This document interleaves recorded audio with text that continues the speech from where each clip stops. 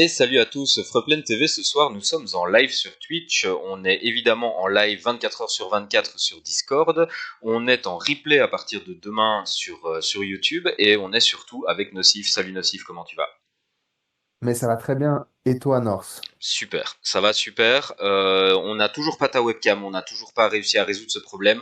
Je tiens à passer un appel. Je sais qu'un jour quelqu'un m'avait proposé dans le chat de nous donner un coup de main, quelqu'un qui semblait s'y connaître. On est vraiment en galère sur cette histoire de webcam, donc si tu te sens capable de régler ce genre de soucis, n'hésite pas à m'envoyer un petit message, ce serait vraiment super sympa. Euh, Avant de commencer cet épisode, classique disclaimer comme d'habitude, tout ce qu'on raconte dans cet épisode nocif n'est en rien un conseil. Un conseil, tu dis on est bien Investissement. d'accord. On est bien d'accord. Donc, surtout l'épisode d'aujourd'hui, parce que je sais pas ce qui se passe, mais on a un de ces épisodes de FUD, les amis. D'habitude, on vous présente un peu toutes les belles opportunités de Blend, et là, il n'y a que du FUD cette semaine. Donc, C'est voilà. la fin du monde. C'est la fin du monde, c'est l'apocalypse, mais il faut Même nous, être on a commencé à cash out. il Cash faut, out tout. il On faut se être casse. là également quand le vent souffle froid. Donc on va discuter un peu, on va voir les news. Il n'y a pas énormément cette semaine, on est sur une semaine calme, une semaine post-Genesis Week où on sent que l'activité se tasse un peu, mais on va quand même vous passer un peu en revue ce qui s'est passé. Nocif, commençons par ces deux tweets que tu m'as envoyés tout à l'heure. Alors, qu'est-ce qu'on a sur notre gauche? Bah, Upland qui, donc voilà, qui en rajoute une couche sur toute la hype qu'il y a autour de Upland Kingdom. Donc en fait, un peu tous les chats d'un petit peu partout sont, voilà, on va dire, voilà, complètement saturés de discussions autour de Planet Kingdom. Apparemment, là, ça galvanise la communauté. Tout le monde est assez content. Donc voilà, Planet nous demande à quel point on est obsédé de Planet Kingdom. Mais on en Donc avait moi, je n'y ai discuté pas déjà, joué hein. encore, donc je peux pas vraiment y répondre, mais apparemment, C'est chouette. c'est assez cool. C'est chouette, je pense qu'on fera peut-être un petit retour. On avait déjà fait quelques retours dans les lives par rapport à Planet Kingdom avant la sortie, donc vous étiez en avance si vous écoutiez notre live, mais ça c'est très bien, je trouve. Il y a vraiment un chouette système. On pourrait faire un petit épisode, un de ces quatre, où on montre un petit peu les mécaniques et voir un peu comment tout ça tourne, mais c'est vraiment très chouette. Je vous invite à aller essayer. Ouais, ouais, ouais. Et sur la D'ailleurs, droite, on c'est pourrait. quoi? Bah, du coup, sur la droite, c'est Muchida, donc c'est le porte-parole de la communauté brésilienne. Donc dans tout son plus bel apparat, hein, lunettes de soleil sorties, petite casquette et écharpe pleine, bien évidemment. Bien Donc sûr. voilà, c'est un charmant personnage, il est vraiment très très sympathique. Je pense que ça se voit sur cette photo, Ouais. il a vraiment le look quoi. Ensuite, on a eu une publicité qui a été vue quand même 685 000 fois. Ouais, ce qui est Pas un mal. sacré chiffre. Je sais pas, j'ai vu beaucoup de ce genre d'ads en fait. Je pense qu'elles n'ont jamais atteint des chiffres aussi importants. Donc voilà, est-ce que Upland a une campagne donc, qui est un peu plus... voilà, on va dire... Une peut-être campagne une campagne un publicitaire peu en plus cours, chère, quoi, peut-être. hein. Pardon? Une Une campagne. campagne publicitaire en cours, ouais, potentiellement, mais qu'ils auraient peut-être mis un peu plus gros budget que la dernière fois. Donc voilà, c'est une ad qui serait un peu plus visible. Allez savoir. Parce que là, on est Donc, quand même, on est quand même au niveau du nombre de vues, on est quand même à 3 fois notre nombre de. Attends, qu'est-ce que je raconte? On est à 300 fois notre nombre de joueurs quotidiens. 300 fois peut-être pas, Non, mais 30 fois, 30 fois, attends, c'est ouais, 30 fois. Ouais, 21 heures et je ne sais plus calculer. On est à 30 fois notre nombre ouais, déjà, de joueurs ouais, quotidiens. ça doit être... Ouais, c'est ça à peu près. Mm. C'est ça. Donc c'est pas mal Ouais, c'est déjà ça. au niveau impact et au niveau du nombre vraiment, c'est déjà pas mal, hein. Non, c'est sûr, hein, c'est un sacré chiffre. Donc, la question, c'est de savoir combien de personnes dans ces 6 885 000 donc, vues ont été assez curieux pour aller voir Upland et peut-être même s'inscrire, je ne sais pas. Surtout avec cette image-là, je sais pas, c'est l'image de la pub vraiment. Non, en fait, c'est une vidéo, la pub, hein, je crois. C'est un Ah, streamer, en fait. C'est un streamer qui fait... Oh, regardez! venez sur Upland. On fait Oui, des ok, d'accord. propriétés online. Ok. J'avais Mais ça peur va, que ils ce soit une commencent à en avoir de image. plus en plus. Maintenant, ils ont 3 4 streamers réguliers. C'est pas mal, c'est pas mal. Ça fait... Le travail qu'ils font sur les réseaux sociaux, ça fait son petit bonhomme de chemin. Et puis ça se lance toujours doucement comme d'habitude, ça construit sur le long terme. Ouais, puis c'est très dur, hein. Les réseaux sociaux, c'est très dur, hein. Et j'en profite pour le C'est du placer travail, parce on c'est en un travail. reparlera peut-être un petit peu tout à l'heure du temps de construction de Plaine parce que ça explique pas mal de choses sur pas mal de choses. Mais Oui, bien sûr. on en reparlera tout à l'heure. Ensuite, nous avons le compte Stock Car Pro Nocif avec une construction de factory en cours. Oui, voilà, donc on peut voir que... alors, c'est une première. Alors, ils ont été 2 fois labellisés. C'est marrant ça, Donc, donc voilà, donc je pense que c'est juste un un, petit un pépin. petit glitch. Juste, voilà, c'est rigolo. Mhm. Donc, dans la communauté, tout le monde était là. Waouh, qu'est-ce que ça veut dire? Ils ont été vérifiés 2 fois. Est-ce que ça veut Doublement dire quoi? vérifié. Qu'est-ce que se passe-t-il, quoi? Exact. Donc, Qu'est-ce que se passe-t-il dans ce cas-ci, pardon. ouais, c'est ça, c'est ça. Et du coup, à droite, on a donc voilà le showroom qui est en construction. Donc, Ah, c'est pas une qu'est-ce qu'ils factory, oui, c'est un vont showroom, t'as raison, vendre? t'as raison. Oui, après, c'est un showroom, ouais. Mhm. Donc, du coup, qu'est-ce qu'ils vont vendre? Donc, voilà, donc tout le monde a un peu décortiqué les annonces. Et oui, c'est a priori sûr qu'on va avoir des voitures stock car. Donc ça veut Donc, dire qu'il devrait y ça, avoir une mécanique de voiture stock car qui va arriver aussi. exactement. Voilà. Intéressant. Le point traditionnel sur le neighborhood rating de cette semaine, ben, on est sur Howard Beach dans le Queens qui est premier. On est sur Century City en deuxième position de Los Angeles. Et on est en troisième position avec Midtown Terrace à San Francisco. Et le graphe pour ceux que ça intéresse, on n'a pas énormément bougé depuis la semaine passée, je crois. On a juste eu un petit croisement au niveau de Midtown Terrace qui est passé au-dessus de Monero. Je pense que c'était Monero qui était Je crois que c'était en. quatrième la semaine passée. Ouais. Et Midtown Terrace était Donc, quatrième, tu veux dire? ouais, exact. C'est ça, Enfin, ouais. de ce que je me rappelle. C'est ça. Donc Midtown Terrace a dépassé Monero. Ensuite, Voilà. cette semaine, nous avons eu les ventes de MV Motors avec, alors comme d'habitude, une petite vidéo de présentation que je vais vous lancer immédiatement pendant qu'on parle. Voilà. Évidemment, ça ne se lance pas. Voilà. Ok, super. Alors, je sais pas trop ce que tu as pensé, Nocif, mais j'ai trouvé que les ventes de véhicules, cette fois, se font vraiment lentement. Alors, bon, il y a plusieurs choses. Bon, déjà, donc là, il n'y a que les séries 1 Mhm. qui sont en vente. Donc, déjà, la dernière vente, donc le mois passé, on avait vu que les séries 1, c'était pas, voilà, il n'y avait pas cette contraction qu'on avait l'habitude de voir. Mais aussi, il y a le fait qu'apparemment, ils auraient aussi, voilà, la, la manière dont on peut acheter les véhicules dans la queue, donc le jour de vente, potentiellement a été beaucoup plus allongé. C'est-à-dire qu'avant, quand on était en telle position, on pouvait acheter beaucoup plus tôt. Maintenant, voilà, c'est des badges beaucoup plus réduits qui sont espacés et qui pourraient expliquer cela. Mais je n'ai pas la full confirmation de ça, donc voilà, à prendre avec des pincettes. C'est vrai que c'est une question qui se pose, hein. Quand on voit que les ventes se passent lentement, on a naturellement tendance à croire que c'est simplement parce que les gens n'achètent pas. Alors que sur Oui, parce Upland, qu'au final, c'est acheté, hein. ah ben au Tout final, a été évidemment, vendu, là, évidemment, hein. tout a été vendu, hein. Donc ça c'est il n'y a pas de souci de surstock ou quoi que ce soit. Par contre, on peut se poser la question du quelles sont les limites que Upland place pour les achats de véhicules, parce qu'en effet, maintenant, moi j'ai eu des files d'attente de presque 2 jours, je crois au plus long. Ouais, moi, j'ai plus, là, en ce moment. J'ai des 3 jours. Ah, t'as du Plus 3 jours, même. toi. Ouais, ouais, c'est assez fou. Ok, ben voilà, donc ça explique aussi pas mal les choses, et ça explique encore une fois c'est expliqué plutôt par le fait que Blend gère les quantités, gère l'approvisionnement, gère l'offre et la demande. Enfin, gère l'offre en fait, il gère pas la demande, mais ils distillent leur véhicule et ils veillent à ce que ça soit vendu dans des délais qui les arrangent. Et je trouve ça plutôt correct parce que je pense pas que ce soit un très bon signe non plus que ce soit sans arrêt la guerre pour acheter le moindre objet. Je pense qu'il Bah y oui, a... ça crée forcément de la spéculation et Exact. voilà, et on n'achète plus les choses à leur prix, on achète les choses au prix de leur rareté. Et certains véhicules dans le plaine, je pense qu'ils doivent garder leur rareté, mais la majorité, non, en fait. C'est des véhicules qui doivent être accessibles. Mhm, exact. Donc là, si vous avez été là cette semaine, vous aviez vu, hein, on pouvait s'inscrire à partir du 23 juin, fin des inscriptions le 24 juin.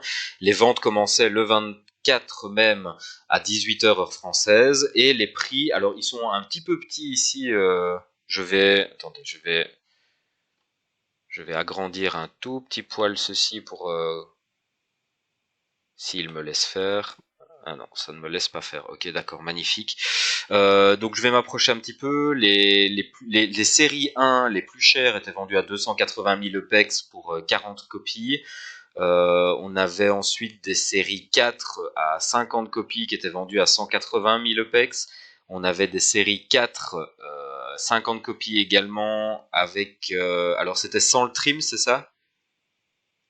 Oui, c'est trim Euh, A et trim E, si je lis ouais. bien, qui était en vente à 125 000 EPEX et 95 000 EPEX pour les plus petits modèles, les séries 4.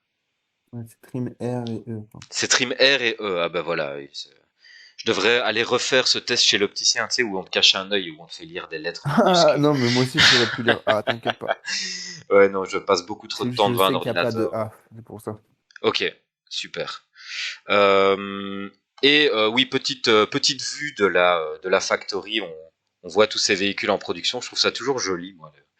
Les productions comme ça montre un peu l'activité Mm. qui se trame derrière Upland. On a tendance à oublier hein, quand on achète des véhicules, on a tendance à oublier qu'il y a tout ce phénomène de production, de spark stacké, de tout ce mécanisme économique. Et je trouve que voir ces images, ça nous rappelle de temps en temps qu'on est quand même dans un processus virtuel et industriel. Et je trouve ça toujours intéressant à revoir. Ouais, c'est fou. Et d'ailleurs, je suis allé faire un tour à la Factory tout à l'heure, et il y a des séries 2 qui sont en production. Donc Ah après ouais. les nouvelles séries 4. Et en fin de compte, il faut pas se faire avoir, c'est pas une nouvelle série, c'est juste que, en fait, la série, donc des séries 2 qui sont pas comparues plus tôt cette année, en fait, on est en 300 mints sur les 400 totaux, donc Mhm. total, je ne sais pas. Mais donc du coup, voilà, il y a 100 nouvelles séries 2 qui vont sortir, mais ce sera pas des nouvelles, ce sera pas un nouveau modèle, ça sera la continuité de la série. Ok, super. Au-delà des ventes de MV Motors, on a également eu la Spark Week qui a commencé cette semaine. Alors ça a commencé lundi à 17 heures heure française. La fin des inscriptions était le mardi à 17 heures également et les ventes ont commencé à partir d'hier, donc mardi, à 18 heures. Alors, Nocif, plutôt marrant. Qu'est-ce qui s'est passé ici? C'est quoi cette histoire de trésors qui en fait n'en sont pas et de quantités qui ne sont pas correctes? Et que se passe-t-il? Ah bah alors là, on appelle ça une coquille, hein. On appelle ça une Donc, coquille. euh, donc oui, bah, ils sont plantés avec l'Edit. Donc là, ils nous ont Euh, clairement mis trésors alors que ce sont des packs à acheter, ce ne sont pas des trésors à aller chasser. Ils nous ont donné des quantités qui ne sont pas exactes. On voit le premier, là, le 0.05 Spark, à 100 copies. En fait, il est à 300 copies dans le store. Donc, ils ont tapé juste sur le 0.25.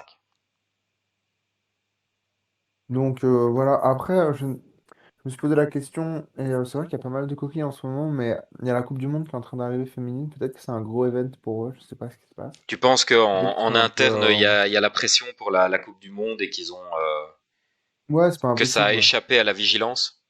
Ouais, qu'ils sont un peu rush surtout, Mhm. donc voilà, on voit des petites coquilles. Bon, somme toute, c'est pas un drame, hein. Non, somme toute, c'est absolument pas un drame. Donc si vous êtes dans le mood d'acheter un petit peu de Spark, c'est la Mm. Spark Week et allez-y, Ce qu'on peut achetez. noter quand même, c'est que voilà, le nombre de. Chaque mois, c'est quand même moins. Il y a moins de 1 Spark, moins de 0,5 Spark. Mhm. Et on voit que justement, les petites quantités, bah, apparemment, ça marche bien. Donc, du coup, ils rajoutent de la supply. C'est vrai. Mais ça m'étonne pas vraiment, hein, parce que quand tu vois les prix, euh, je comprends qu'un pack à 30 $, même si c'est pour 0.05 Spark, soit attractif par rapport à un pack qui dépasse les 100 $. Bien sûr. C'est, Après, in fine, on est perdant, mais je comprends tout à fait que tout le monde ne puisse pas se le permettre, en fait, qu'est-ce que tout tu veux dire simplement. par là, in fine, on est perdant? Ben, parce que le prix n'est pas juste une division de la quantité, hein. C'est Ah, déflationniste ou ah oui, oui, inflationniste. d'accord, d'accord. Tu veux dire que Mhm. les Ça coûte meilleurs, très cher. Compléter un Spark en 0,05, ça doit coûter peut-être 700 balles le Spark, quelque chose comme ça, voire plus. évidemment, évidemment. Maintenant, c'est un petit prix, enfin un petit prix. C'est 30 $ quand même. Donc c'est tout à fait discutable la notion de petit prix, mais c'est en tout cas l'entrée de gamme pour pouvoir te lancer dans la construction facilement si tu n'as pas une âme de chasseur et si tu n'as pas la chance d'avoir reçu du Spark lors d'une Spark Week. Bien sûr. Donc voilà. Ensuite, une dernière petite news pour ces news en vrac. On a le métaphore. Qu'est-ce que tu peux nous dire de nouveau sur ce métaphore qui concerne, pour ceux qui ne le savent pas, le XNFT Project? Bien, du coup, en fait, bah, la semaine passée, on vous a présenté donc, du coup, la nouvelle structure qui est en train d'être construite à Arlington. Et on savait pas trop quel était quoi en fait dans la structure. Donc là, en fait, vous avez vraiment le descriptif de ce que vous trouverez à l'intérieur. Donc j'ai quelques petites rectifications à faire. En fait, le fort, il sera pas accessible pour l'instant à tout le monde. C'est que les personnes qui auront acheté donc les NFT de Légionnaire du X, donc la collection qui est sur OpenSea, qui auront, donc c'est-à-dire en fait, vous achetez un pack, donc vous achetez en fait, un personnage, en fait, un avatar de combat, on va dire. Et il n'y a que si vous faites partie voilà, des personnes qui sont en possession de ce NFT qui auront accès en fait au fort, donc au métaphore. Donc ce ne sera pas pour tout le monde dans un premier temps, mais n'empêche que c'est intéressant de vous donner la description de ce que vous pourrez y trouver. Donc en fait, on voit que le long stand de tir, bah, c'est pas en fait le stand de tir, mais c'est le stand donc, pour s'entraîner au sniping, quoi, au sniper, quoi. Mhm. On a le Colosseum, donc c'est une énorme arène qui va tenir je pense, les plus gros événements en fait qui seront voilà, qui se dérouleront pour l'instant dans le métaphore. On a plus loin donc l'armurerie. Donc l'armurerie, bon, ça, je pense que ça va vraiment être un endroit de promotion des marques parce que une fois de plus, voilà, toutes les marques d'armement qui sont dans le X, c'est des vraies armes, des vrais armuriers du vrai monde. En fait, c'est vraiment eux qui vendent les produits. En fait, le X n'est qu'un médium, on va dire, une plateforme pour échanger, mais c'est vraiment, voilà, bon, chaque arme voilà, est labellisée telle marque, telle marque. Donc, en fait, ça va sûrement être une sorte de showroom un peu pour toutes ces marques. Potentiellement, on va pouvoir acheter des choses là-dedans, je ne sais pas. Donc derrière, parce que du coup, je sais qu'il y a le muséum Est-ce que tu veux que je d'art. bouge ma caméra? Oui, ça va. Bah, ouais, juste pour. Il Voilà. y a un que j'arrive pas à lire. Le muséum et le Là, War voilà, la Room. War Room. La La War War Room. Room. Donc, normalement, la War Room, ça va être pareil, donc une petite enceinte où il va y avoir des combats 1 à 1 ou peut-être 2 à 2. Donc, je sais pas, peut-être ce sera des combats au corps à corps ou ça va être voilà, comme une sorte d'arène de gladiateurs.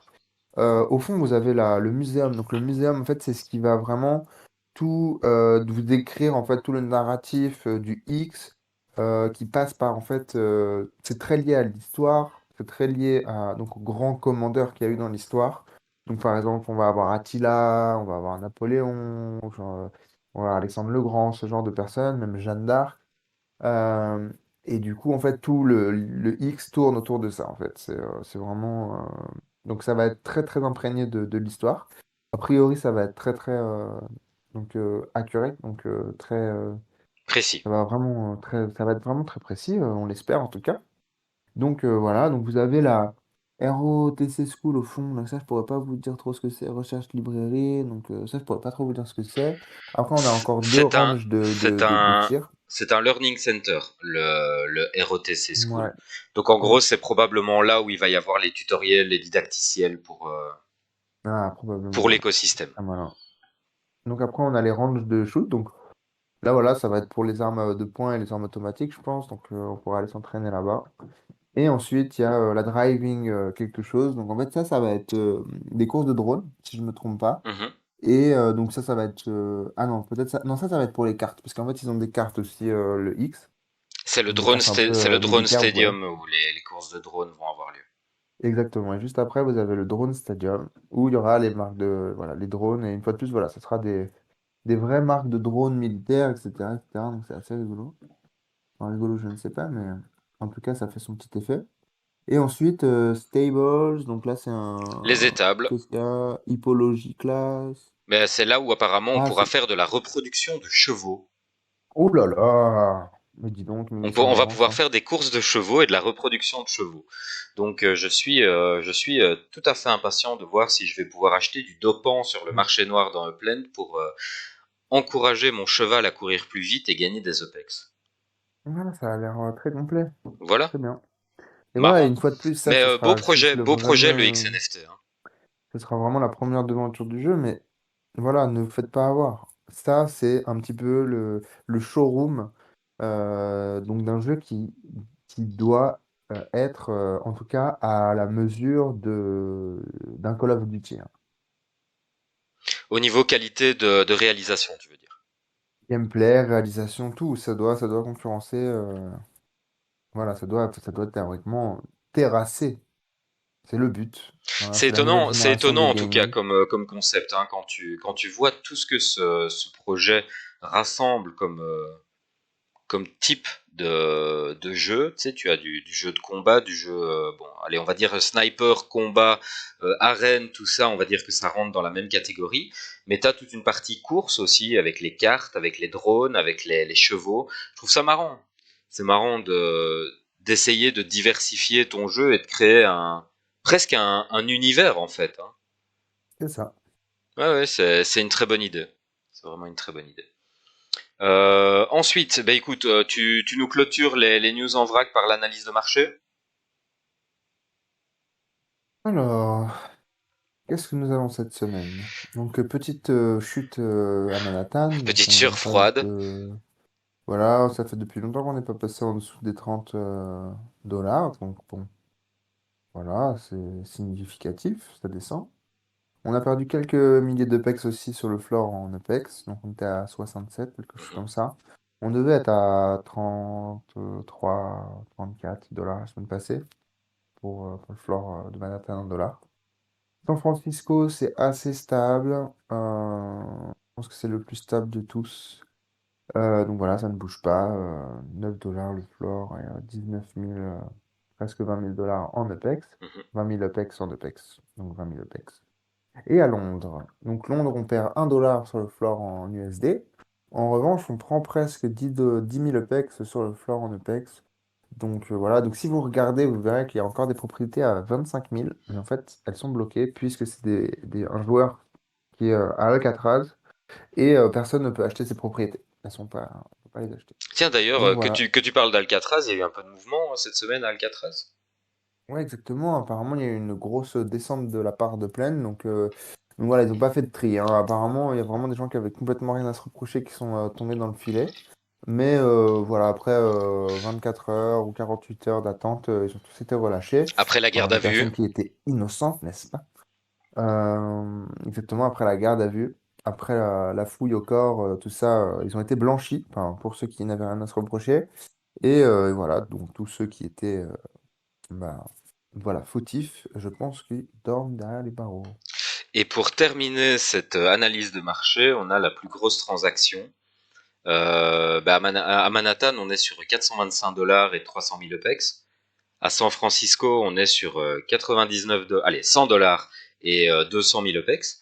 Et à Londres, on est à 1100 dollars et 430 000 OPEX.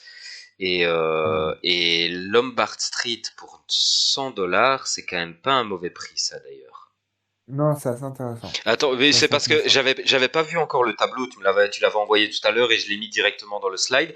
Et je viens de voir Lombard Street à 100 dollars, c'est quand même pas mal du tout ça, hein. Ouais, c'est voilà, collection. En fait, moi j'ai badé tout à l'heure parce que j'ai cru qu'en fait c'était Lombard Street, il y a une collection ultra rare. Mais en fait, Ah ouais, ouais, ouais. c'est Toi tu parles de Crook quelques-uns. Lombard, toi. Voilà. Hmm. Et moi j'ai cru que c'était ça. Et j'ai dit, mais qu'est-ce qui se passe? Il y a quelqu'un qui a réussi à sniper ça à 100 dollars. Peut-être il s'est planté le mec qui a listé. Non, non, non, S'ils non, voulaient là mettre... on parle bien de la collection Orange Lombard Street. Voilà, voilà. Donc j'ai pas regardé les floors, mais c'est vrai que ça me paraît quand même assez raisonnable comme prix. Et Parce à que c'est Piccadilly, on voit que... c'est la plus grosse Voilà. transaction en plus, donc on Mais peut par contre, c'est supposer Mint, qu'il y hein. ait... C'est Mint parce que c'est du Piccadilly qui est à West End. Et le Mint est à 1100, 1 100 000 pex. Donc voilà, il a été vendu à Mint en dollars. Donc, ce qui est très bien, parce que théoriquement, bah, on a cette rate qui est un petit peu en dessous. Donc là, on a du un pour un. Bon, c'est normal, c'est une collection aussi, mais bon, ça reste quand même beaucoup d'argent, hein. Ça reste quand même une sacrée somme pour 30 Up Square à Piccadilly. Mais, il y a toujours Mais des c'est quand gens qui vont même... spéculer sur la valeur et à tort ou à Non, et puis quand raison. même, c'est... De l'autre côté de la rue, il y a quand même Saint James, quoi. Ah, voilà. C'est probablement pour ça d'ailleurs que Piccadilly vaut aussi cher. C'est surtout par un effet de rayonnance de Saint James, tu penses pas? Oh là là là là. Oula, oula, on s'embarque un Un peu jour trop là. peut-être. Ouais. Espérons, ce serait cool. Mais D'ailleurs, n'empêche si qu'on peut voir que, voilà, à Londres, la plus grosse transaction en Apex, ça s'est fait quand même à Saint James. Et, euh, c'est et vrai, c'est un beau chiffre. c'est vrai, 430 000 OPEX, ça reste tout à fait honorable. Et si vous voulez jeter un petit coup d'œil aux graphes de Dapradar, qui valent ce qu'ils valent, mais bon, on n'a pas grand chose d'autre, donc on les prend. Voilà les graphes. Alors au-dessus, vous avez une vue sur 90 jours. En dessous, vous avez une vue sur l'intégralité de la durée de vie du projet.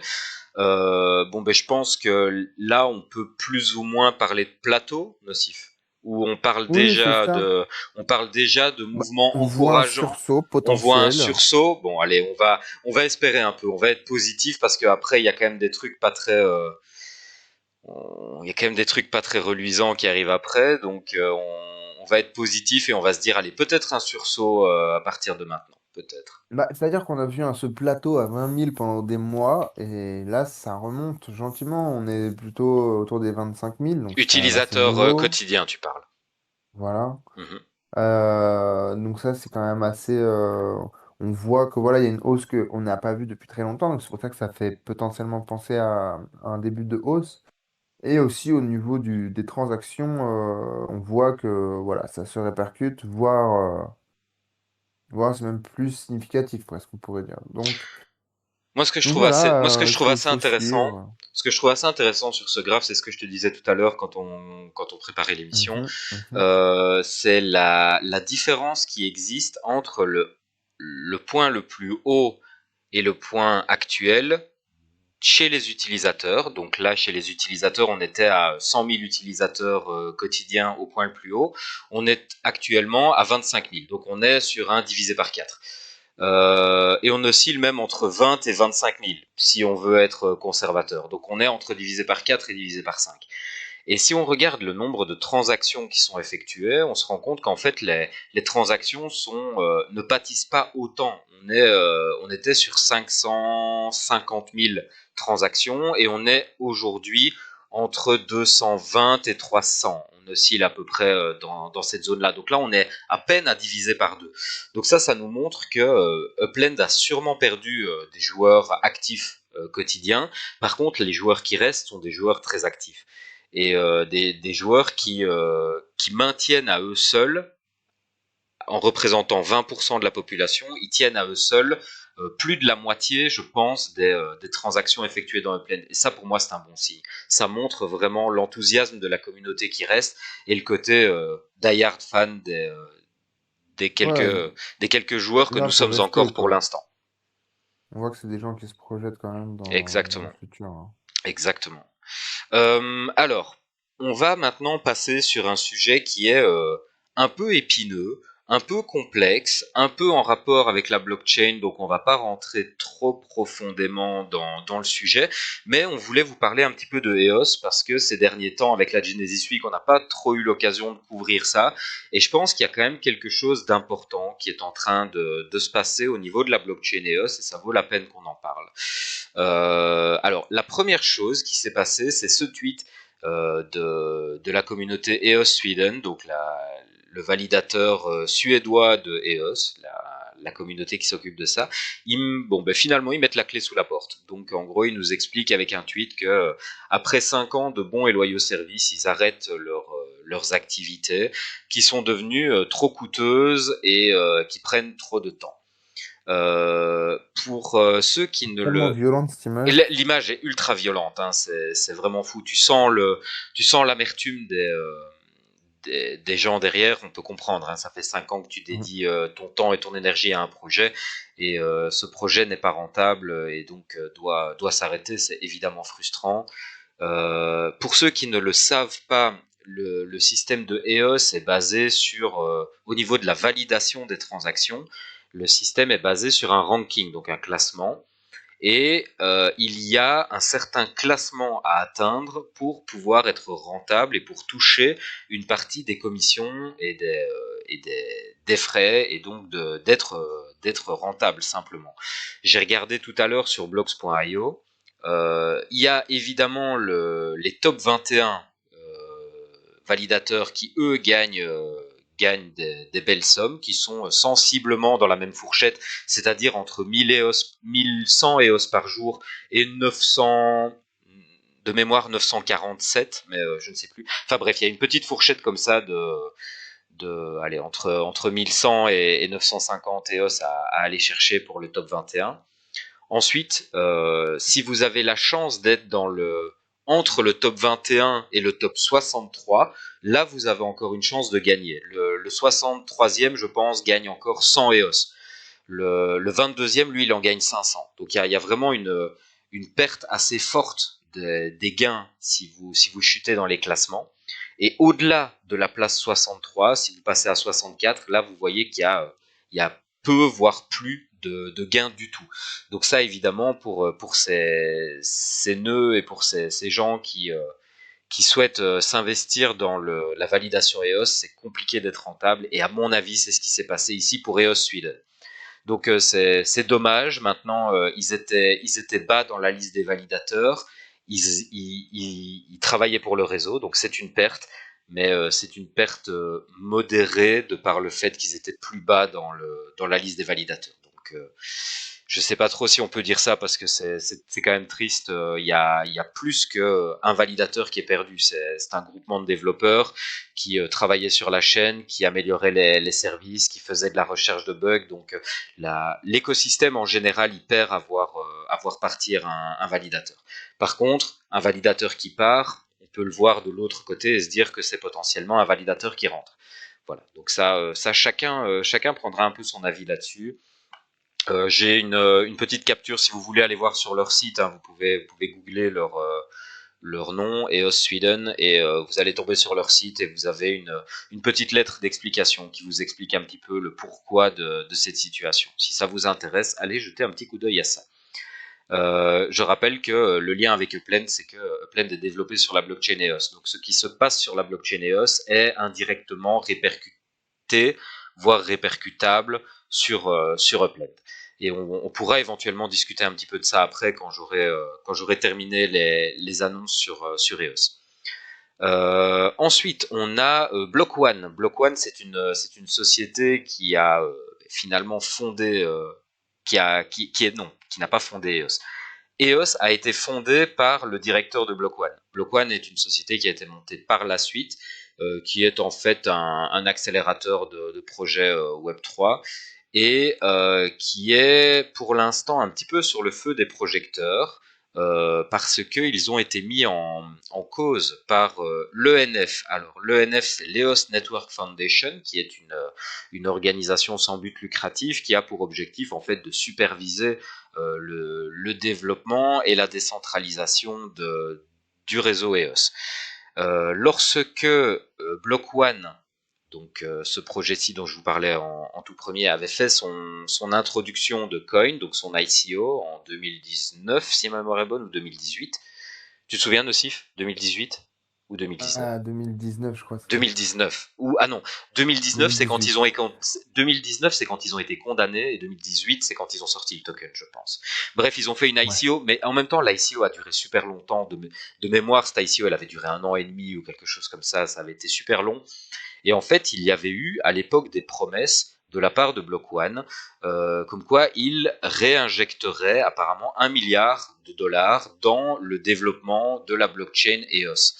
Et aujourd'hui, en 2023, l'EOS Network Foundation sort une lettre pour dire que Block One n'a jamais honoré ses, ses engagements, parce que dans la lettre ici, on comprend qu'il n'y avait pas forcément peut-être d'engagement écrit. Il y a des formulations de phrases, par exemple ici, quand ils disent c'était c'était largement entendu et compris que Block One allait reverser l'argent dans l'écosystème EOS, mais être globalement compris ou être signé contractuellement, c'est pas du tout la même chose, et les engagements ne sont pas du tout les mêmes. Donc malheureusement, ça, je ne connais pas le fin mot de l'histoire, mais il y a certainement beaucoup de choses à réfléchir de ce côté-là. Je suis pas du tout dans une dynamique de vous dire Block One ce sont des escrocs et et le NF ont fatalement raison. Mais en tout cas, le NF demande une class action. Il demande à la communauté d'intervenir dans la situation et de demander justice et de demander à ce que les tokens de Block One soient éjectés de la supply. Enfin voilà, il y a toute une liste de demandes qui sont formulées par le directeur de l'ENF. Il demande également une révision des avoirs de Bullish, qui est un projet qui est mené et accéléré par Block One, qui avait également fait des promesses à l'époque. Euh, Pourquoi on vous parle de tout ça? Bon, ben déjà parce que ça touche indirectement Upland de par la blockchain EOS. C'est un peu un petit drama qui est en train de se jouer pour l'instant sur EOS, mais on va voir comment tout ça se développe. Mais surtout, il y a un lien très direct avec Upland, parce que si vous regardez l'article que je vous affiche à l'instant, Block One ici fait partie des quelques groupes qui ont facilité la mise en relation de Upland avec la NFLPA, par exemple. Donc on sent qu'il y a une porosité et une communication entre Block One et Upland. C'est la raison pour laquelle je préfère être très prudent dans ce que je dis par rapport à Block One. Il y a vraiment une levée de bouclier de la communauté pour l'instant qui se sont rangés derrière la lettre de l'ENF. Euh, ils ont peut-être raison de le dire, ils ont peut-être raison, peut-être que Block One leur a joué un mauvais coup, mais de ce que je lis, je trouve qu'il y a des choses qui paraissent un peu floues et qui mériteraient qu'on creuse simplement pour savoir évaluer réellement la responsabilité de chaque partie et voir s'il y a vraiment justice à rendre ou pas. Nocif, qu'est-ce que ça t'inspire toi tout ça? Bah, moi, ce que ça m'inspire, c'est que bah, c'est très dur de savoir, hein. Au final, là, on est dans l'admin le plus de tout ce qu'il y a de plus complexe de tout ce qui fait Upland, c'est-à-dire les partenariats, etc., etc. Ça, on peut pas savoir vraiment ce qui se passe. Mhm. Donc, moi, je trouve que, grosso modo, voilà, Block One, même si c'est controversé, ça reste quand même une grosse entité. Je trouve que c'est plutôt vraiment, ouais, je trouve que c'est plutôt bien que Upland, donc voilà, qu'il y ait de la porosité entre les deux. Après, voilà, à voir hein, dans l'avenir, qu'est-ce que ça apporte, qu'est-ce que ça pourrait apporter aussi comme point négatif. Voilà.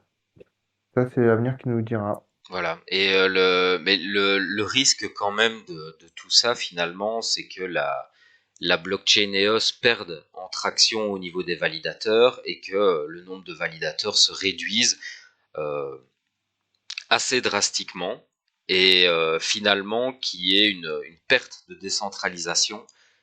Et qui dit perte de décentralisation dit quelque part perte de confiance dans la faculté qu'a la blockchain à assurer l'authenticité de ce qu'elle a dans ses registres. Tu vois ce que je veux dire? Si on se Voilà, retrouve à c'est plus facile de faire des coquilles, de modifier des choses, de rentrer des choses qui ne devraient pas y être. exactement, à partir du moment où tu as très peu de validateurs, les gens peuvent s'imaginer, ça ne veut pas forcément dire que c'est le cas, hein, mais c'est envisageable de se dire que c'est plus facile de mettre d'accord trois personnes autour d'un projet malveillant de faire passer certaines transactions malveillantes que de mettre d'accord 200 personnes. ou que de mettre d'accord 3000 Après, personnes. Tu vois ce que je veux dire? La bien décentralisation sûr. amène vraiment cette sécurité supplémentaire et cette fiabilité Après, dans il la faut pas qualité oublier une des chose, infos. c'est que je pense que c'est plus un fantasme, l'euro numérique va arriver. On Oui, fait que d'en parler, tout en ça. tout cas, il y a pas mal d'annonces de ce côté-là, oui. Voilà. Et du coup, c'est quelque chose qui va théoriquement, voilà, avoir tout le trust qu'une monnaie avait avant. Et ça va pas être plus décentralisé que ça pour un sou. C'est juste la technologie donc de la blockchain qui va être utilisée, etc. Cette forme de registre numérique qui est extrêmement efficient. En revanche, ça va être tout. Enfin, on va pas pouvoir faire plus centralisé que cette monnaie a priori. Mhm, Donc c'est vraiment une question de est-ce que voilà, la croyance que vous mettez en les institutions voilà, qui émanent quoi que ce soit comme token ou comme bien ou comme service. Donc voilà, c'est la centralisation contre la décentralisation. C'est un combat qui est vieux comme le monde au final. En général, c'est la centralisation qui l'emporte puisque il y a les fonds derrière, il y a une organisation qui est potentiellement un peu plus poussée voilà, que ce que la masse euh, peut réussir à faire d'elle-même en s'organisant. Alors En général, dans le chat, on a un commentaire qui nous dit que avec l'interopérabilité des blockchains, on pourra déplacer les NFT sur d'autres blockchains. Oui, mais ça c'est déjà le cas. c'est déjà le cas maintenant, hein. Tu Ouais. peux déjà sortir tes blocs Explorer par exemple pour les envoyer sur la blockchain Ethereum et les mettre en vente sur OpenSea. Donc ça c'est ce dont on a parlé la semaine passée. Par contre, ça ne résout pas le problème de base qui est que Upland est développé en intégrant, à mon sens, relativement profondément dans son code la blockchain Ethereum, la blockchain EOS, pardon, et un crash d'EOS serait dommageable pour Upland, même si Upland est un validateur de la blockchain EOS pour pouvoir faire passer ses transactions, etc. Et pour contribuer, mais je pense que ce serait pas un bénéfice. Et deuxième question subsidiaire, il y a probablement une blockchain de secours qui a été prévue par Upland. Je n'en sais rien. Je n'en sais rien parce que de toutes les interviews que j'ai vues, je n'ai jamais eu de réponse claire de la part de la team à cette question et je Après, réalise pas réellement l'ampleur du travail que ça représente de porter un code qui a été pensé pour EOS vers une autre blockchain. Selon moi, ça sonne comme un travail colossal, ça sonne comme reprendre depuis le début. Par contre, en effet, il y a peut-être des technologies d'interopérabilité qui pourraient permettre de faire des croisements et de sauvegarder les assets. Ça, c'est sûr. Mais le projet même, pour moi, est codé sur EOS et le faire transiter vers une autre blockchain, à mon avis, ouais, bah, c'est un travail. ça, c'est un bon boulot, ça. Ça va être extrêmement fastidieux. Après, vu comme un plein est lucratif, si vraiment on doit arriver à ce stade, ce sera fait, je pense. Mhm. Et puis aussi, voilà, il faut, parce qu'on a eu cette conversation longuement cet après-midi sur le fait que, ok, il se passe potentiellement des choses sur Reos, mais est-ce que vraiment ça peut mettre le projet Upland on va dire, en danger? Euh, je pense qu'on est d'accord sur les conclusions, c'est qu'a priori, non. Ça peut changer des Mais fondamentales, pour mais moi, si. Pour moi, clairement. si. Pour moi, quand même.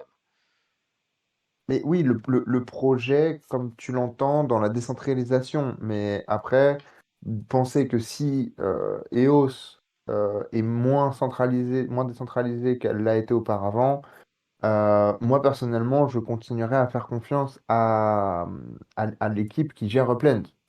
Je le faisais avant, c'est pas parce que EOS va commencer à être potentiellement plus, comment dire, vulnérable euh, du fait de cette potentielle centralisation, moi, c'est pas quelque chose qui va m'effrayer. Et ce qui va m'effrayer, c'est quoi? Potentiellement, il va y avoir, ça sera moins démocratique que ce que ça pourrait l'être.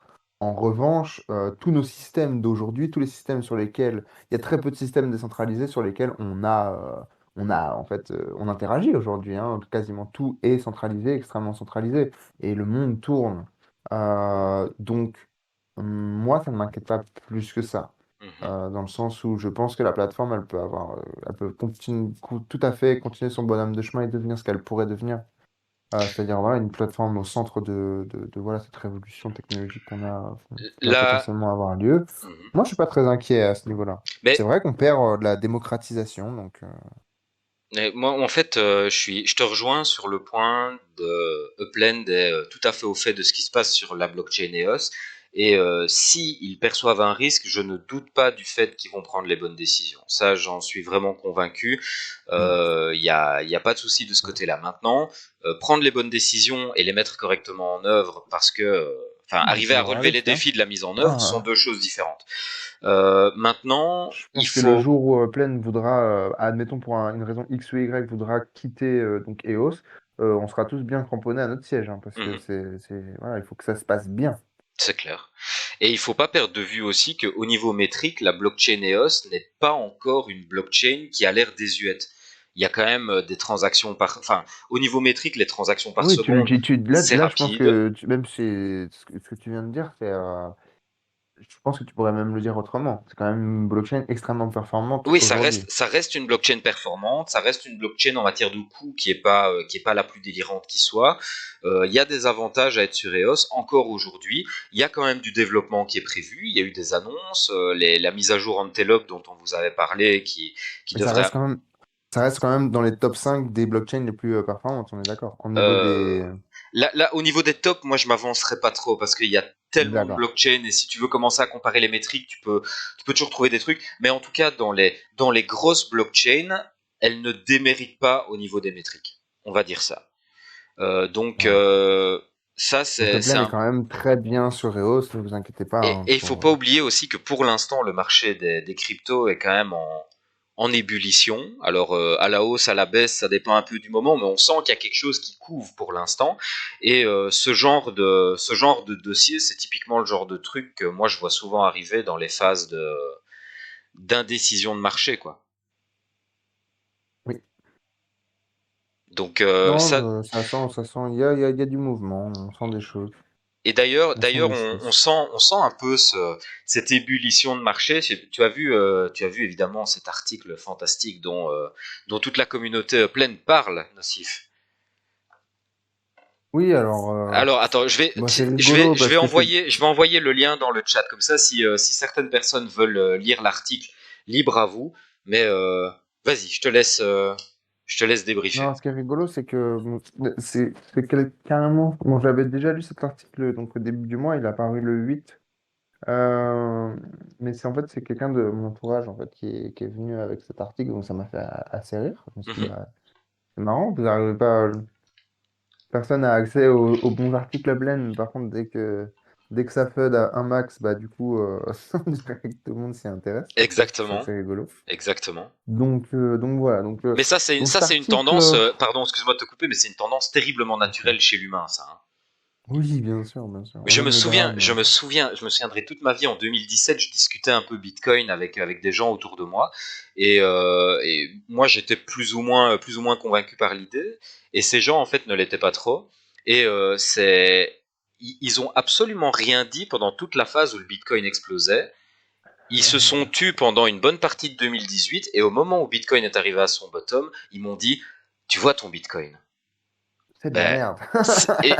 et là-dessus, j'ai rigolé, j'ai fait, ben, quoi mon Bitcoin? Et donc après, évidemment, ben, on connaît ce qui s'est passé, hein, de ce bottom-là on est remonté jusqu'à 60 000, et jamais, hein, ils sont jamais venus me retrouver en me disant, ah, pas mal ton Bitcoin. Par contre, là, quand c'est retombé, il y en a encore un qui est revenu me dire, sale claque, hein, sur ton Bitcoin. Donc c'est vraiment une tendance naturelle, je crois, de focaliser sur les mauvaises périodes, surtout parce que ça rassure les gens de pas être rentrés. Et après, ben, il faut pas perdre de vue aussi qu'une mauvaise période, ça peut être indicatif d'un crash aussi, hein. Mais moi, en tout cas, j'y vois pas trop de fondamental à ce crash pour l'instant. Mais vas-y, pardon, excuse-moi de t'avoir coupé. Je t'en prie, continue. Non, mais du coup, bon, pour parler de cet article, qu'est-ce qu'on peut dire? Bah, on peut dire que c'est un article qui a été écrit par une personne donc inconnue au bataillon. Enfin, en tout cas, son nom fait pas résonner un nom d'Uplander ou quoi que ce soit. La personne qui l'a écrit, si elle vient de la communauté, elle ne s'est pas manifestée. Est-ce que c'est quelqu'un de CryptoTicker, donc du magazine, ou alors c'est une publication libre, donc qui a été validée Voilà, c'est des réponses qu'on n'a pas encore. Mais en tout cas, voilà, cette personne-là, on pourrait voir, voilà, qu'est-ce qu'elle essaie de créer? Est-ce qu'elle essaie de créer de la FUD? Est-ce qu'elle est vraiment en colère? Est-ce qu'il y a vraiment quelque chose, voilà, il y a de la frustration? C'est dur à dire, voilà. Aujourd'hui, on vit dans un monde de manipulation, on essaie de faire bouger un petit peu à gauche pour que ça bouge à droite, donc voilà, toujours faire très attention avec ce genre de choses. Mais voilà, donc vraiment, je vous invite à lire cet article parce que je pense que voilà, si vous nous suivez dans le live, vous avez une vision de plaine voilà, qui est un petit peu plus large que la plupart des gens qui pensent que c'est juste voilà, un jeu qui va durer quelques années, qui essaie de mimiquer le Monopoly, puis quand la hype serait passée, ça va passer. Moi et je pense Norse, on se place plutôt sur le fait que Plane pourrait devenir un métavers, c'est-à-dire voilà, un projet qui s'inscrive sur du long terme, où il y a vraiment une économie, des vraies interactions, qui est vraiment en fait un impact sur la vie réelle, etc. Donc c'est vraiment en fait deux champs de vision qui sont complètement radicaux. Donc je veux bien croire qu'une personne qui pense Upland comme voilà, un Candy Crush et qui voit ce qui se passe, bon, elle doit être terrorisée. Elle doit être terrorisée parce que il faut avoir cette vision de la chose, de ce que peut devenir Upland. Si on prend le produit de but en blanc comme il est aujourd'hui, c'est vrai que on se dit, mais donnez-moi de l'utilité à mes voitures parce que le temps presse. Le temps presse. Peut-être que dans un an, voilà, on aura quitté Upland, ce sera une autre plateforme qui aura pris voilà, le roulement, etc. Donc, c'est vrai que si on se base sur une vision de gaming, de Oui, c'est tout ce terriblement qui a été court-termiste hein, fait. comme article. Oui, voilà, on voit, C'est moi, le sentiment que j'ai, si cette personne, elle est honnête, donc dans ce qu'elle écrit, elle ne comprend pas Blend, clairement, ils ne comprennent pas le concept. Donc voilà, donc on va avoir tout un tas de statements, donc donc cette personne qui statue sur des choses. Bon, c'est complètement creux, il y a pas, par exemple, à un moment, il y a une partage de l'article qui est censé euh, voilà, lever le voile sur Dirk et dire que c'est voilà, un Madoff 2, quoi. Mhm. Mais clairement, voilà, c'est le titre, et puis quand on lit la substance, il n'y a rien. Il n'y a rien qui est mis en avant, rien. Moi, c'est ça que je me Absolument suis rien. dit en lisant cet article. Je me suis C'est dit, creux, quoi. si c'est sérieux, c'est argumentativement ultra pauvre, court-termiste et sans fond.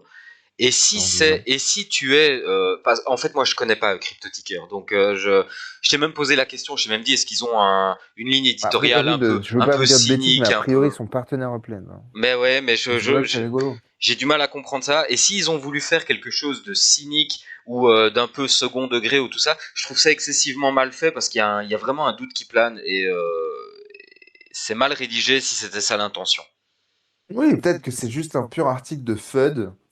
Et voilà, je sens pas que c'est des meilleurs. La Mhm. FUD a toujours un petit but caché, hein. Ça pour moi c'est un article de 1er avril. Bon, voilà, après, je veux pas. C'est la seule circonstance où j'accepterais cet article. Un 1er avril. Voilà, c'est ça. Je veux pas te dire de défoncer la personne et dire enfin, ramasse de conneries, tout ça. Moi, je vous invite à aller lire, faites votre propre opinion de cet article. Si vous avez des questions, des choses qui vous troublent, n'hésitez pas. Voilà, contactez-nous, posez des questions la semaine prochaine dans le live ou envoyez une DM ou juste voilà, parler de ça sur Frapplen. On essaiera d'éclaircir voilà, les zones d'ombre. Parce que c'est vrai que bah, par exemple, la personne qui m'en a parlé, elle était terrorisée. Elle m'a demandé combien j'avais investi dans la plaine et que potentiellement, est-ce que je voyais que voilà, le projet est en train complètement de se péter la tronche et que j'avais déjà potentiellement perdu mon investissement. Donc voilà, ça prend au corps, quoi. Mais c'est juste parce que voilà, c'est facile en fait. Mhm. C'est très facile de dire moi aussi Excessivement je peux écrire facile. un article demain sur Norse ou sur le live et envoyer tout ce qu'il y a de plus tragique et vraiment prendre les gens aux tripes alors qu'il n'y a aucun fondement et si on gratte un tout petit peu, il n'y a absolument rien, hein. C'est très facile, hein. Ouais, Donc c'est voilà, vrai, c'est faites vrai. votre propre opinion. Même ça, même le lire, moi ça m'a ouvert l'esprit. J'ai vu potentiellement un autre point de vue que je ne voyais pas. Ouais, C'est intéressant, hein, c'est pas. moi je t'avoue que ça m'a pas trop ouvert l'esprit. Moi ça m'agace un peu ce genre de truc parce que dans le fond j'ai aucun problème avec le fait que des gens puissent critiquer Upland à partir du moment où il y a un Oui, avis c'est génial réel. même. Enfin, je suis même plutôt favorable à la chose parce que c'est finalement une force qui va tirer dans le sens d'un mieux si les critiques sont constructives. Mais ce genre d'article, il y a tellement peu de fonds, il y a tellement peu d'efforts, à mes yeux, hein, qui a été mis dans la rédaction de ce truc pour amener un peu de contenu et un peu de vérité et un peu de réelle analyse. Bah, moi, je trouve que c'est vraiment un coup dans l'eau et je m'attriste même un peu que la communauté s'enflamme sur cet article. Mais moi, c'est vraiment, je me pose cette question quand je vois tous ces gens réagir et qui se disent, mais oui, en fait, en phase quoi, avec l'article. Et donc, du coup, ça prouve un vrai, réel manque de vision, un gouffre hein, même de vision. Parce que Mhm. quand même, Upland s'efforce quand même à nous mettre sur la voie, quand même. Il communique quand même bien sur le long terme. Alors, peut-être sur le moyen terme, court terme. Alors, peut-être il y a des petites choses qui sont pas tip-top, on va dire, au niveau de la communication, mais sur le long terme, putain, s'il y a un vrai truc fort dans la plaine, c'est le long terme. C'est-à-dire que, genre, quasiment rien n'a dévié du white paper, et, et même ce qui dépasse le white paper, voilà, dire, Kaidan, ils statuent, ils sont complètement d'accord, ils sont en phase, ils savent où ils vont, même s'il y a des petites choses, voilà, qui se font sur le chemin, la vraie vision, elle est là. Donc, si on prend un minimum de temps et d'investissement pour essayer de comprendre ces gens-là, on comprend exactement où ils vont, et c'est-à-dire que toutes ces... Alors oui, après on peut leur faire confiance ou pas, mais, mais le fait de se dire, mais on ne comprend pas où ils vont, pourquoi ils font ça n'a aucun sens. Non, ça a tout à fait du sens, ça a été communiqué, Ouais, recommuniqué, mais c'est juste que vous n'avez il y pas a un moment, pas entendu en faire fait. confiance à la team, je veux bien, mais à un moment, quand tu regardes un projet qui se développe depuis 4 ans, où chaque promesse ont été honorées, il y a un moment, C'est ça, par exemple, dans l'article, il y a aucune promesse n'a été honorée. Enfin, je veux dire, qu'est-ce que on c'est? vient. C'est ça Mais qu'avec Lens, allez, on s'est dit là tout à l'heure, on s'est dit, mais c'est on vient de délirant, passer la ça. Genesis Week, il y a cette petite dépression, mais quand même, juste pour en Ils citer viennent que deux, d'annoncer il y le a le STEM. NFT Ils portail qui viennent est d'annoncer le live. STEM et le portal, s'il te plaît, Le quoi. Enfin, STEM a été annoncé, il y a les cafés, enfin, je veux dire, il y a même maintenant, bon, c'est pas révolutionnaire, hein, c'est pas Grand Tourisme, on est bien d'accord, mais maintenant, déjà pour les go-karts, pour les personnes qui ont des go-karts, ils ont la course, l'accès aux courses, donc qui sont influencées par le joueur. Donc, voilà, et on a des jeux externes qui commencent à arriver. Enfin, allez, qu'est-ce qu'il leur faut, ces gens-là, pour voir de l'évolution sur une plateforme? À mon avis, c'est des gens qui sont tellement court-termistes qui mais je considèrent que pense qu'ils ne quand ils comprennent même pas le rentrent dans concept, en Upland, fait. 3 mois après, ils veulent voir de l'évolution. Ils comprennent pas, en fait, le processus de développement d'un projet comme ça. Voilà. Mais en même temps, on peut pas leur jeter la pierre parce que c'est la première fois que ça arrive. Si tu loupes le coche du concept, c'est vrai que ça doit être très compliqué. Mais voilà, c'est ça que je voulais dire. Je me dis, mais je me mets à la place de tous ces gens qui sont sur la plaine et qui n'ont pas la vision, vraiment la vision de plaine, et qui ont mis un peu trop d'argent parce que, ils se sont laissés faire avoir par le bull run de l'année passée, ou d'il y a 2 ans. Il y a peut-être ça. Euh, Oh, ils doivent souffrir, ces gens. Ils doivent souffrir, vraiment. Ça doit être très terrible pour eux, parce qu'ils ont l'impression d'avoir leur argent emprisonné dans quelque chose qui ne fait que descendre et descendre et descendre, et ça doit être terrible pour eux. Donc, j'arrive à comprendre que même dans la communauté, on est parfois voilà, des commentaires qui sont un peu non-sens, un peu extrêmes, très sans la frustration. J'arrive à comprendre, Ben, je peux pas leur l'argent, vouloir. ça déchaîne les passions, hein. Mm. Dès que l'argent est en jeu, les gens peuvent Bien sûr. parfois montrer un visage qui est pas toujours représentatif de ce qu'ils sont vraiment. Mais Ouais, c'est sûr. c'est une pression pour certaines personnes, hein. Enfin, moi, en Mm. tout cas, moi, j'ai veillé à ce que ma partie ne soit pas une pression pour moi. Euh, Moi, je me sens très bien sur Upland et je pense que si ma partie devenait une pression, je crois que j'arrêterais de jouer. Mais je peux comprendre. Je peux comprendre que des gens qui ont en effet investi soient un peu tendus. Mais il faut pas se laisser embarquer par la moindre idée qui va un peu dans notre sens quand on est dans Et une je pense phase de qu'il faut se faiblesse. renseigner. Voilà, il faut se Mhm. renseigner. Moi, ça me Ouais. fait rire, je parle souvent sur Twitter, je suis assez actif sur Twitter, et sur Twitter, ça clash bien. Et donc, je suis souvent en contact avec des gens voilà, qui ont voilà, cette FUD permanente, tout ça. Et quand on me dit, mais voilà, on a des experts, il y a des gens, qui sont dans l'univers du gaming depuis, et ça, c'est pas normal, c'est pas normal. Et je dis, mais développe, quoi. Essaye de m'expliquer où tu vois que quelque chose est dramatique. Mhm. Et quand j'arrive à ce stade, mais on me sort mais des énormités la plupart du temps. Mais je veux dire, c'est. Tu Alors, sais, par exemple, la dernière, donc le gros topic là qui est en cours, c'est Plein Bureau. Tout le monde est en train d'halluciner sur Plein Bureau. On dit, mais c'est pas normal, Plein qui soit in-game.